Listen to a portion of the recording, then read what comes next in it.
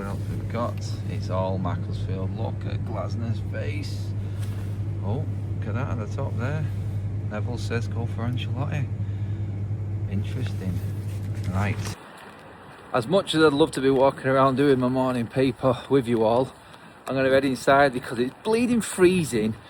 And we're in nice and warm, back inside, brew in hand, ready to go.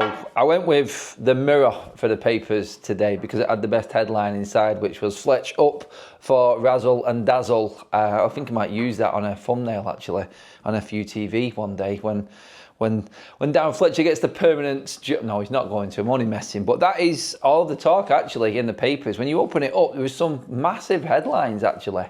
Going through all the games yesterday. City 10-1, Macclesfield beating Crystal Palace, the holders, that's huge. Big up to Wayne Rooney's brother as well for that one. And all of the Northern Prem, like seriously, like the National Northern Prem, that's tier 6. That's ridiculous. That's absolutely unbelievable. So congratulations to Macclesfield. But getting into the main part of the papers, obviously the big guns come in today. City's was a no contest, as we know. Semenyo got his debut goal and got man of the match. I don't think anyone expected anything different from that game between City and Exeter. So, yeah, the main headlines that we're looking for here off. I mean, big ones for Man United. So, kickstart with the United news. Obviously, Darren Fletcher saying he's up for the job and able to do it. His experience should put him in good stead. I've covered a lot of that on FUTV already. So, realistically, looking at these paper stories here, they're a little bit... I think they were a little bit sensationalised and obviously typical paper talk going into the game. But it is massive today. But it's also got underneath it, Nev backs Carlo Ancelotti for the hot seat. I think most Man United fans would be up for that one. Ancelotti, most of the reports, by the way, so we've done a lot of the journalist stuff throughout the week on FUTV as well, obviously with the United news. But the papers going in on the big names for Manchester United for the permanent job. So again, I think both on the same wavelength. And the embargoed version of the press conference from Darren Fletcher that came out last night, pretty much the Sunday papers, that's why they do the embargoed version. They get their chance to have their say. So yeah, lots and lots of stories about Manchester United's next manager. Ancelotti, Thomas Tuchel is a big name as well. But Darren Fletcher's big day today is probably the one that takes it all. And he feels like he is up for the job. I mean, look, if you're watching, give me your comments in below. Does Darren Fletcher deserve the chance? If he wins today, should he be given another game? Should he be given a game after? Should it be a game-by-game basis? And I've said this before. And a lot of people are saying, like, there's no rush to make the decision on the interim manager. They could just say, we're giving it Darren Fletcher for a bit, and then say, well, he's not good enough or he's doing well, and they make a decision further down the line. No rush. And this is the freedom that interim gives you. One big thing in the paper as well is obviously Brian Mbeumo and Ahmad are going to be back for the Manchester derby next weekend, next Saturday lunchtime. Both knocked out at the quarter-final stages for Cameroon and Ivory Coast respectively yesterday, and on Friday it was the other game. And that, I think, is big news for Manchester United. Fletcher also again saying here no to JJ Gabriel, so that's the big story really, because there's a lot of people talking about JJ Gabriel perhaps making the Manchester United starting lineup. Not the case and isn't going to happen.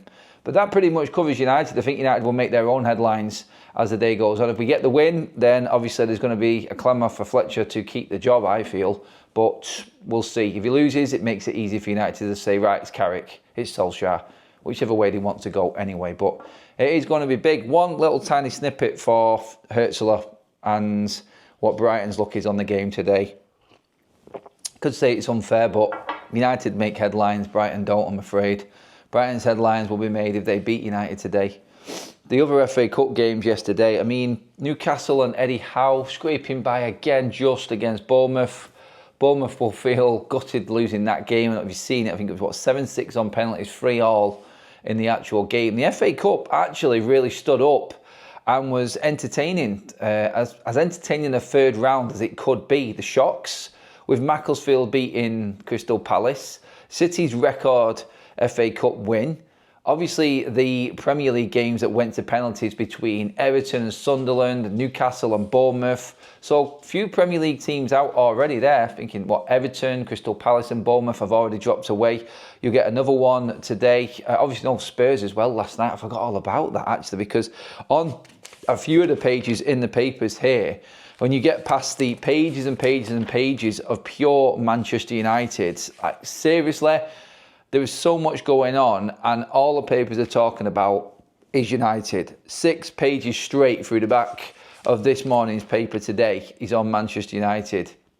The headlines that were created yesterday in the Premier League games, as in the Premier League FA Cup matches, I said there are 3 teams, Bournemouth, Palace and Everton already out. Obviously Spurs out as well. Thomas Frank's job seriously has to be under threat right now. It is an absolute shocker of a season so far, and the headlines will be about the fight and the scuffle at the end of the game. Ollie Watkins going to the Villa fans behind the goal, celebrating. Paulinho not liking it. I don't know if you've seen the images, I've seen the pictures.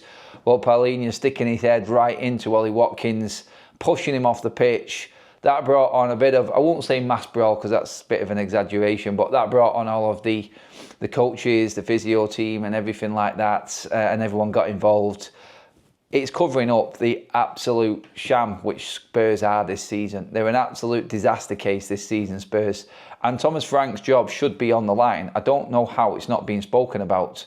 It's ridiculous where they are in the league, out of the FA Cup, out of other domestic cups as well. Obviously, they've got the Champions League, but I don't fancy them to go much further in that, past the playoff stages as well. And then it's season over again for Spurs. Did they then make the decision and get rid of Thomas Frank then? I think it has to be talked about. Alongside that, like Oliver Glasner's season, by the way, tipped to be Manchester United manager. Palace, in not backing Oliver Glasner, are definitely pushing him away from the club, but it seems to be having an effect on the team's performances. But way down, I think 14th in the Premier League table.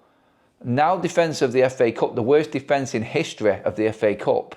That's in there as well. Oliver Glasner's stock is falling and falling fast at the moment. And then now, obviously, they've got the Conference League to fight, but they've got to go through a playoff for that. So they haven't really pulled up many trees in that competition either. That might be the one saving grace for him right now, the fact that he's got the Conference League and they could go and possibly win that. But I think now looking at the FA Cup being gone, Premier League form, Europa League, Europa Conference League, I think that's the sole concentration for Glasner, but not looking good at Palace. And on top of that, Glasner being open about potential exit of Matt Gehi this month as well. Losing your captain, obviously you are going to lose Mateta and Adam Wharton in the summer as well, and your manager. We could get the Brentford scenario for Crystal Palace this summer, in losing their manager, losing their best player, top goal scorer, the captain.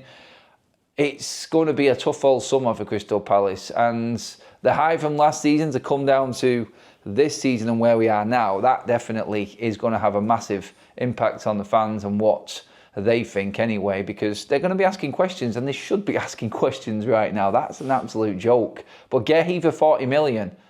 Apparently, and there's a few papers running with it, and it has been online as well, I've seen it, is that they are now putting a price tag on him. They want to make their money now. They want to get Matt Gehi out of Crystal Palace now, it would seem. And Manchester City have prompted Arsenal into making a move for Matt Gehi now. They're seen as the front runners where it was Liverpool before. It now looks like Gehi for 40 million could actually be heading to City or to Arsenal. I would say City needed Gehi more when you look at the squad, the injuries that they've got. For 40 million, that is an absolute snip. That is a great buy, but that strengthens Manchester City massively. Does that give them the edge, or are Arsenal too far ahead? The FA Cup for Manchester City, it was a given yesterday for Exeter, so they've had a chance to rest players out. They've strengthened with Semenyo coming in. If they strengthen with Gehi also on top of that, then you could say that City, even though they're a few points behind, might be the ones that are making the move and strengthening in a way that could push them to the title. Yet it's not over yet. So you would say Arsenal are still favourites, but balancing the Champions League, getting the players right, and Arsenal not really, well, they're not scoring they are scoring goals in some weeks, not scoring goals the other week. They're a bit inconsistent is probably what I'm trying to say. And they were pretty poor against Liverpool, I thought, the other night as well. So their FA Cup game today will be a big break for them and probably a welcome break from the Premier League. But still, questions are being asked. City are the ones making the moves. Is there anyone else going to push in January? We're nearly 2 weeks in and there hasn't been anything major yet apart from Semenyo. Is it going to be Manchester City with all of these charges on their head, spending fortunes again in January? Is it fair? That's another question as well to lead out. But that is your roundup. Schmeichel's going on United for sacking Ruben. Everything's a debacle at Manchester United at the moment. City are cruising. Arsenal looking to strengthen. Big FA Cup weekend. It's all in the papers today. This is Adam FC. Get your comments in below. Thanks for tuning in, everybody. Make sure you also hit that subscribe button up on your screen there as well. And I'll see you all in the next video. Have a good one, people.